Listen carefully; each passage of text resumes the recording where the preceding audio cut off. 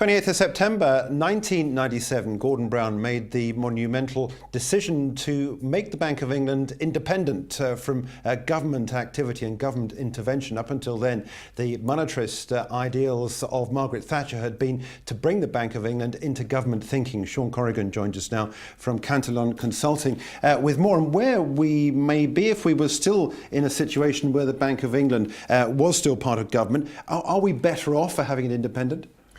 Well, theoretically, it's probably not a bad idea to separate the monetary institution from the fiscal, but of course the monetary institution shouldn't then be very activist. It should be a night watchman, it should be the goal, last line of defence, however, whatever metaphor you want to use. So in making that separation, the original idea was to prevent governments from being able to print money and easily monetize it and delivering chronic inflation to the world from the experience of the 70s and the 80s. But of course today now we've morphed into a situation where this independent bank, which is more independent de jure by law than de facto, because they're still servants of the political system in which they operate, they've now become the go-to agency to do everything. They solve all the problems. A stroke of the pen and money is put here, there or everywhere. There's no problem that can't be solved with the printing press. This is the new attitude. And in fact, therefore, government discipline has eroded in other areas. I mean, we're 8-9 years into a recovery in the UK. And yes, the deficit is not anywhere near as bad as it was at the peak, but it's still hundreds of billions, over £100 billion a year. And the debt level still keeps mounting inexorably faster than the economic growth underpinning it.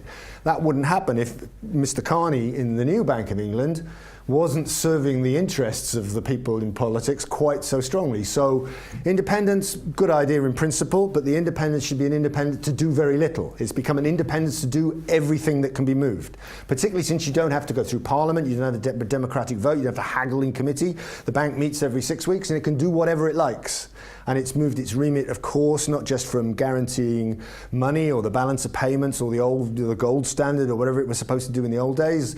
It's now involved in financial regulation, in stability and macroprudential. I mean, Mr. Carney's even now trying to use the Bank of England to decide whether or not we burn any carbon dioxide. I mean, we've had mission creep in spades. So that is, they've gone beyond their original remit. That's what you're saying. And it's going to be very hard to put them back in the box. I mean, the world now depends on what Mr. Carney, Signor Draghi, Madam Yellen, Kuroda-san, whoever it is, they get up and speak, and the whole world waits for this one man, this one woman, to have an opinion over what the tens and hundreds of millions of the rest of us should be doing with our lives. And the politicians have devolved responsibility because it's too easy for them. They're not facing any real constraints because money is so easy and because the central bank is so supportive. So it's now become a baleful influence, I would argue. Yeah. Okay. All right, Sean. Thanks so much indeed for joining us. Sean Corrigan from Cantillon Consulting. 20 years on from the Bank of England independence.